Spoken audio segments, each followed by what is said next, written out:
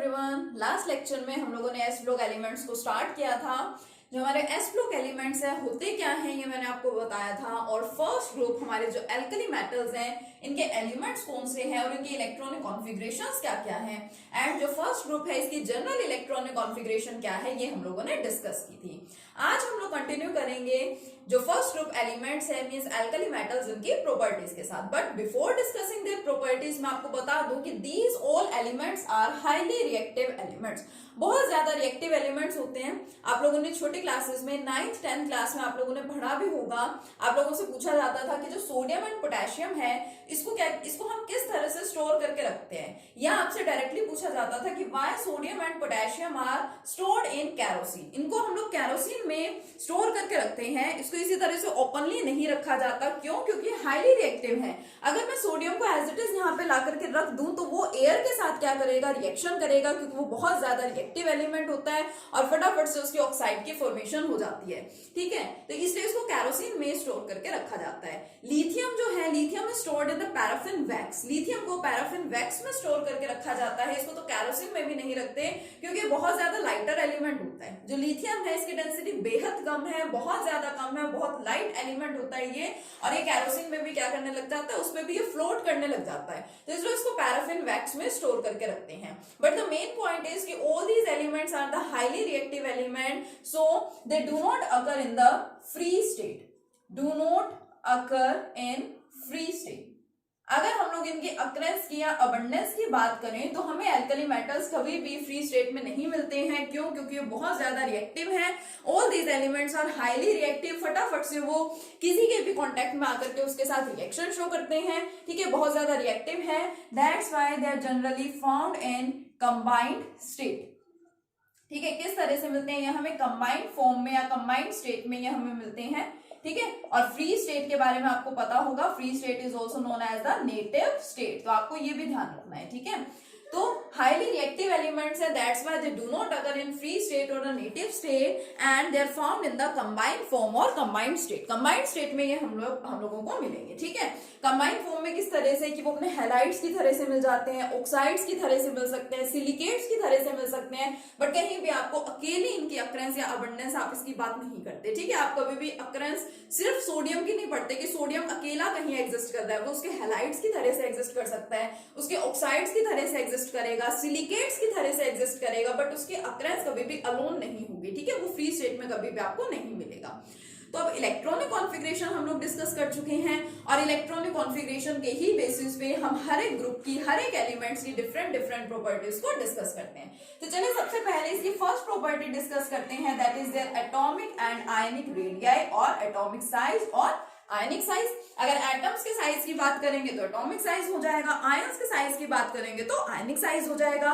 और ये जो छोटी छोटी टर्म्स हैं आप लोगों को बोला गया था, जब थर्ड यूनिट मैंने आप लोगों को पढ़ाई थी तो मैंने आपको बताया था और आपको स्पेशली बोला था कि इस यूनिट के छोटे छोटे से कंसेप्ट्स आपको बहुत अच्छे से ध्यान रखने हैं, क्योंकि आने वाली यूनिट्स में उसका कंप्लीट यूज होने वाला है। तो ये जो हमारे एस ब्लॉक एलिमेंट्स है, हमारे पी ब्लॉक एलिमेंट्स है, 12th में भी आप लोग डिस्कस करेंगे P block elements, D and F block elements. तो वहां हर जगह 11th क्लास की जो थर्ड यूनिट है उसी का ही मेन रोल है। तो आपको वहां पे बताया गया था कि what is atomic size. The size of atom is known as the atomic size. But हम लोग एटॉमिक साइज को डिफाइन कैसे करते हैं? Ionization enthalpy, electron gain enthalpy, बहुत सारी इस तरह की टर्म्स हम लोगों ने वहां पे डिस्कस की थी, जो कि आपको यहाँ पे क्लियर होनी चाहिए। ठीक है, अगर आपको नहीं पता है तो आप पहले उस लेक्चर को देखना, उस वीडियो को देखो, उसके बाद आप इसकी प्रॉपर्टीज को स्टडी करेंगे। ठीक है, तो let's start with its atomic size.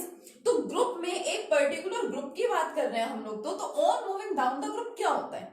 Down the group अगर जाते जाएंगे तो हमें यहाँ पे क्या दिख रहा है? The number of shells are increasing. वही सेम कंसेप्ट जो थर्ड यूनिट में पढ़ के आए हैं ऑलरेडी, कि on moving down the group number of shells यहाँ पे बढ़ती जा रही है। देखिए यहाँ पे सेकंड शेल थी या थर्ड शेल, अब कहीं पे 2 शेल्स होंगी तो I can draw it like this, ये होगी 2 शेल्स। 3 शेल्स की मैं बात करूंगी तो फर्स्ट, सेकंड, थर्ड, फोर्थ की बात करूंगी तो इसी तरह से और बढ़ता जाएगा। तो जब आप देखेंगे शेल्स आर इंक्रीजिंग, जिस तरह से नंबर ऑफ शेल्स बढ़ रही हैं, तो फिर जो आपके एटम का साइज है वो भी क्या होता जाएगा, ऑटोमेटिकली वो भी बढ़ेगा। So we can say that on moving down the group, अगर हम डाउन द ग्रुप की बात करें, on moving down the group the atomic size increases. Atomic size क्या होता जा रहा है, इंक्रीज होता जा रहा है। अब उसका रीजन क्या है, the atomic size increases on moving down the group because the number of shells are also increasing। जो नंबर ऑफ शेल्स हैं वो भी क्या होती जा रही है, कंटिन्यूअसली बढ़ती जा रही है, इंक्रीज होती जा रही है।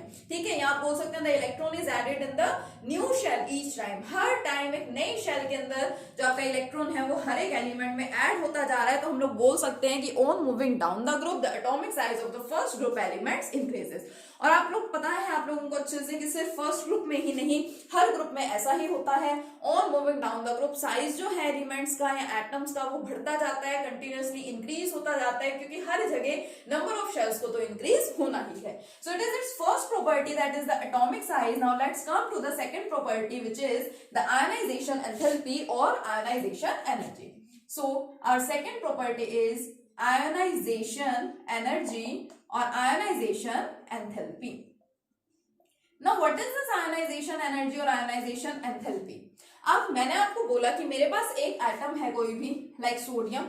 सोडियम क्या, अगर मैं इसकी जनरल कॉन्फ़िगरेशन की बात करूं, सोडियम एटम की कॉन्फ़िगरेशन की बात करूं, सिंपली मैं इसको ऐसे लिख देती हूँ 2 8 1। इसके आउटरमोस्ट शेल में 1 इलेक्ट्रॉन प्रेजेंट है और इसको स्टेबल होने के लिए क्या करना है, अगर सोडियम अभी स्टेबल नहीं है और अगर ये स्टेबल होना चाहता है तो इसको क्या करना पड़ेगा, इसको 1 इलेक्ट्रॉन का लॉस करना पड़ेगा।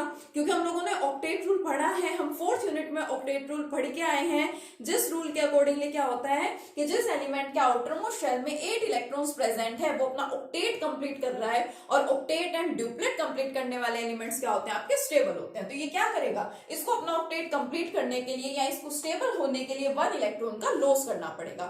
और ऐसा तो है नहीं, सपोज इट इज सोडियम, मैंने इसको ले जाकर के ऐसे कहीं पर रख दिया और अपने आप इसमें से 1 इलेक्ट्रॉन का रिमूवल हो गया, ऐसा तो पॉसिबल है नहीं।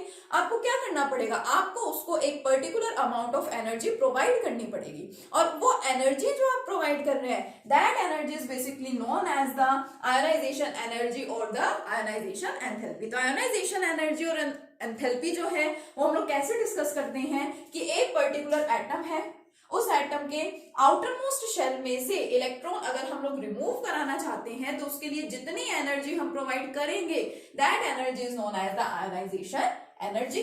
तो अब हमें पढ़ना है कि on moving down the group ionization energy पे क्या इफेक्ट पड़ता है। 3rd यूनिट को याद कीजिए, 3rd यूनिट में हमने ये भी पढ़ा था कि आयनाइजेशन एनर्जी कुछ फैक्टर्स पे डिपेंड करती है, और उसमें से एक फैक्टर क्या था, एटॉमिक साइज। हम लोगों ने वहां पढ़ा कि ionization energy is inversely proportional to the atomic size. अभी हम लोगों ने फर्स्ट ग्रुप के एटॉमिक साइज के बारे में क्या डिस्कस किया है, we have discussed that on moving down the group the atomic size of the elements increases. और अगर एटॉमिक साइज इन एलिमेंट्स का बढ़ रहा है तो आयनाइजेशन एनर्जी क्या होगी, फिर डिक्रीज होगी। ये तो सिंपल सा लॉजिक हो गया, ठीक है। इसको ध्यान रखने का तरीका कि ionization energy is inversely proportional to the atomic size. तो अगर एटॉमिक साइज बढ़ रहा है on moving down the group तो सिंपल सी बात है आयनाइजेशन एनर्जी तो क्या होगी, डिक्रीज होगी। बट फिर भी उसका रीजन भी तो आपको पता होना चाहिए ना। आप लोगों से एग्जाम में पूछ लिया जाए कि why ionization energy decreases with increase in size, तो उसने ये वाला फैक्टर तो लगा ही दिया आपके सामने कि अगर साइज बढ़ रहा है तो आयनाइजेशन एनर्जी घट रही है, डिक्रीज हो रही है। But what is the reason behind it, इसके पीछे रीजन क्या है, तो आपको एक्सप्लेनेशन भी आनी चाहिए। अब देखिए यहाँ पे 2 शेल्स थी, मैं 2 एग्जांपल लेके बता रही हूँ, ठीक है। यहाँ पे प्रेजेंट है 2 shells in case of lithium and in case of sodium we have 3 shells, ठीक है। हर किसी में यहाँ पे सेंटर में कौन प्रेजेंट होता है, हर एटम में न्यूक्लियस होता है, ठीक है। पॉजिटिव चार्ज यहाँ प्रेजेंट है। अब फर्स्ट शेल में यहाँ पे मतलब फर्स्ट शेल में भी इलेक्ट्रॉन्स प्रेजेंट है, नेक्स्ट शेल में भी इलेक्ट्रॉन प्रेजेंट है, इधर भी इलेक्ट्रॉन है, इधर भी इलेक्ट्रॉन है, इधर भी इलेक्ट्रॉन है, लेकिन साइज इसका छोटा है। आयनाइजेशन एनर्जी का मतलब क्या होता है कि आउटर मोस्ट शेल में से आपको क्या करना है, इलेक्ट्रॉन्स का रिमूवल करना है। आउटर मोस्ट शेल में से आउटर मोस्ट शेल वाला इलेक्ट्रॉन ही सबसे लूजली बाउंड होता है, क्योंकि जो इलेक्ट्रॉन आपकी इनर मोस्ट शेल के अंदर प्रेजेंट होंगे वो तो इस पॉजिटिव चार्ज के बहुत ज्यादा क्लोज हैं। पॉजिटिव चार्ज और नेगेटिव चार्जेस में अट्रैक्शन होती है, ठीक है। अब अट्रैक्शन अगर है तो अगर अब इस केस में देखो यहाँ पे और यहाँ पे इतना डिस्टेंस है, इनके बीच में इतना डिस्टेंस है, इस केस में न्यूक्लियस में और आउटर मोस्ट शेल के इलेक्ट्रॉन्स में अट्रैक्शन ज्यादा हो रही है एज कंपेयर टू दिस। तो अगर अट्रैक्शन ज्यादा है तो क्या ये न्यूक्लियस आपके इलेक्ट्रॉन को इजीली यहां से रिमूव होने देगा? बिल्कुल नहीं होने देगा, क्योंकि फोर्स ऑफ अट्रैक्शन बहुत ज्यादा है। न्यूक्लियस इलेक्ट्रॉन्स को क्या करेगा? अपनी तरफ अट्रैक्ट करेगा इंस्टेड ऑफ रिमूविंग। अगर आप चाह रहे हैं कि कहीं से आपको इलेक्ट्रॉन का रिमूवल कराना है, ठीक है, फिर भी आप यहां से इलेक्ट्रॉन रिमूव कराना चाहते हैं, तो आपको बहुत ज्यादा एनर्जी प्रोवाइड करनी पड़ेगी, तब जाकर के आपका इलेक्ट्रॉन क्या होगा? रिमूव होगा। तो on moving down the group size बढ़ रहा है। तो साइज बढ़ने से ऐसा हुआ क्या कि आयनाइजेशन एनर्जी घट गई? साइज बढ़ने से होता ये है कि जैसे जैसे साइज बढ़ता जाएगा आपके न्यूक्लियस में और आउटर मोस्ट शेल के इलेक्ट्रॉन्स में डिस्टेंस बढ़ता जाएगा, और अगर डिस्टेंस बढ़ता जा रहा है तो फोर्स ऑफ अट्रैक्शन कम हो रहा है, और अट्रैक्शन कम अगर है तो फिर इट मींस न्यूक्लियस आपके आउटर मोस्ट शेल के इलेक्ट्रॉन्स को प्रॉपर्ली अट्रैक्ट कर ही नहीं पा रहा है, और जो इलेक्ट्रॉन आउटर मोस्ट शेल में प्रेजेंट है उसका रिमूवल इजी है अगर आप थोड़ी सी भी एनर्जी प्रोवाइड करवा देंगे तो। दैट्स व्हाई फर्स्ट वाला जो आपका एलिमेंट है उसका साइज छोटा सा है, वहां पे फोर्स ऑफ अट्रैक्शन सबसे मैक्सिमम है आपके न्यूक्लियस में और आउटर मोस्ट शेल के इलेक्ट्रॉन में, इसलिए जो न्यूक्लियस है वो आउटर मोस्ट शेल के इलेक्ट्रॉन को आसानी से जाने नहीं दे रहा है, और फिर भी अगर आप उसका रिमूवल कराना चाह रहे हैं तो आपको बहुत ज्यादा अमाउंट में एनर्जी प्रोवाइड करनी पड़ेगी। जबकि लास्ट वाला केस अगर हम देखें, फ्रांसियम को हम लोग कम स्टडी करते हैं because it is radio active element. Caesium को अगर हम लोग देख लें तो यहाँ पे 6 शेल्स प्रेजेंट है, साइज यहाँ पे बहुत ज्यादा है। अब बहुत ज्यादा साइज होने की वजह से the force of attraction between nucleus and the outermost shell electron decreases, और अगर आप थोड़ी सी ही एनर्जी प्रोवाइड करवा देंगे तो आउटर मोस्ट शेल में से इलेक्ट्रॉन बहुत इजीली रिमूव हो जाएगा। So we can say that on moving down the group the ionization energy decreases because the force of attraction, ठीक है, मेन रीजन क्या है फोर्स ऑफ अट्रैक्शन के डिक्रीज होने का?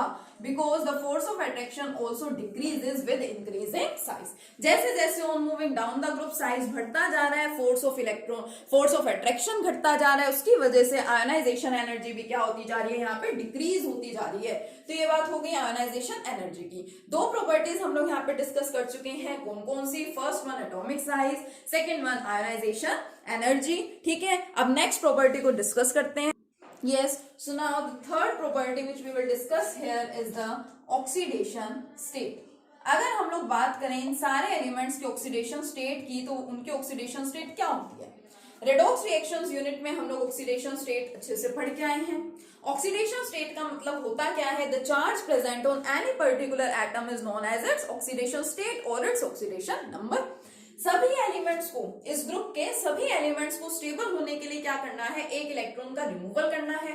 लिथियम भी 1 इलेक्ट्रॉन का लॉस करेगा। अब इसमें से अगर एक इलेक्ट्रॉन चला गया तो आपके पास स्टेबल जो नोबल गैस कॉन्फ़िगरेशन है वो बचेगी। यहां से एक इलेक्ट्रॉन चला गया तो stable noble gas configuration, and same is in all these cases, ठीक है। सारे एलिमेंट्स के केस में यही होने वाला है। तो सारे एलिमेंट्स क्या करते हैं? आपके फर्स्ट ग्रुप के स्टेबल होने के लिए एक एक इलेक्ट्रॉन का लॉस कर देते हैं, तो सब पे चार्ज कैसा आ जाता है? Single positive charge, like lithium positive, lithium, sodium, potassium and so on. तो all these elements have +1 oxidation state. These are unipositive और मोनोपॉजिटिव इन नेचर। इनके ऑक्सीडेशन स्टेट क्या होती है? +1 होती है। तो हर एक ग्रुप के मेंबर्स की जो ऑक्सीडेशन स्टेट है वो सेम है। सारे एलिमेंट स्टेबल होने के लिए क्या कर रहे हैं? एक एक इलेक्ट्रॉन का लॉस कर रहे हैं, तो ऑक्सीडेशन स्टेट यहाँ पे क्या हो गई है? +1 हो गई, ठीक है। नेक्स्ट प्रॉपर्टी की अगर बात करें, so next property is the hydration energy और the hydration enthalpy. Hydration energy को हम लोग डिस्कस कर चुके 4th यूनिट में। मैंने आपको बताया था कि जब हम लोग किसी एटम को या किसी भी सब्सटेंस को ऐड करा रहे हैं वाटर में, वाटर के साथ हम उसका रिएक्शन करा रहे हैं, तो कुछ अमाउंट ऑफ एनर्जी रिलीज होती है, and that energy release is known as the hydration energy. अब देखिए लिथियम है, ठीक है, अभी मैंने आपको बताया कि यहाँ पे इन पे पॉजिटिव चार्जेस आते हैं। मान लीजिए यहाँ पे क्या प्रेजेंट है? वाटर प्रेजेंट है। अब इस वाटर में आपके पास कौन है? लिथियम। उसने स्टेबल होने के लिए एक इलेक्ट्रॉन का लॉस किया, तो उस पे चार्ज कैसा आ गया? Positive charge. तो इन एलिमेंट्स के ऊपर जब पॉजिटिव चार्ज आ जाता है तो आपको पता है कि जो वाटर है उसके अंदर ऑक्सीजन के ऊपर lone pair of electron present है। पॉजिटिव चार्ज और नेगेटिव चार्जेस में या जो इलेक्ट्रॉन्स हैं उनमें आपस में क्या होती है? अट्रैक्शन होती है। तो ये जो आपका आयन यहाँ पे बना है, बेसिकली इस आयन को सारे वाटर मॉलिक्यूल्स क्या करते हैं? चारों तरफ से घेर लेते हैं, सराउंड कर लेते हैं इसको चारों तरफ से, इसके चारों ओर आकर के बैठ जाते हैं। ठीक है, नेगेटिव पार्ट जो बेसिकली प्रेजेंट होता है वाटर में, वो नेगेटिव पार्ट इसको क्या कर लेता है, अच्छे से घेर लेता है। और जब यहाँ पे वो सारे के सारे इसको घेर रहे हैं, इसको सराउंड उन्होंने किया हुआ है, तो यहाँ से कुछ अमाउंट ऑफ एनर्जी रिलीज होती है। उसी एनर्जी को क्या बोला जाता है, hydration energy. Now the point is कि on moving down the group hydration energy पे क्या इफेक्ट पड़ता है। On moving down the group size बढ़ता जा रहा है, यानी लिथियम आयन सबसे छोटा है, पोटेशियम उससे बड़ा है, सोडियम आयन उससे बड़ा है, पोटेशियम आयन उससे बड़ा है। तो जो आपका छोटा एलिमेंट प्रेजेंट होता है, छोटे एलिमेंट को घेरना बहुत इजी है एज कंपेयर टू बड़े एलिमेंट को घेरना चारों तरफ से। ठीक है, जो छोटा सा एलिमेंट है, छोटा सा जो आपका आयन है, उसको चारों तरफ से घेर लेना बहुत इजी होता है एज कंपेयर बड़े आयन के। ठीक है, तो इसलिए जब छोटा आयन जो है उसके सराउंडिंग फटाफट से नेगेटिव पार्ट यहाँ पे आ जाता है वाटर का, और सबसे ज्यादा अमाउंट ऑफ एनर्जी वहां पे रिलीज होती है। So we can say that on moving down the group the hydration energy decreases. सबसे ज्यादा हाइड्रेशन एनर्जी किसकी होगी, लिथियम आयंस की। ठीक है, तो ये कुछ प्रॉपर्टीज हम लोगों ने यहाँ पे डिस्कस की है, atomic size, ionization enthalpy, oxidation state, as well as the hydration energy और हाइड्रेशन एंथैल्पी। नेक्स्ट लेक्चर में हम लोग कंटिन्यू करेंगे बाकी बची हुई प्रॉपर्टीज के साथ। ओके, तब तक के लिए ये सारी प्रॉपर्टीज आप बहुत अच्छे से लर्न करेंगे। ओके, और इनके बढ़िया से नोट्स प्रिपेयर करेंगे। ठीक है, थैंक यू।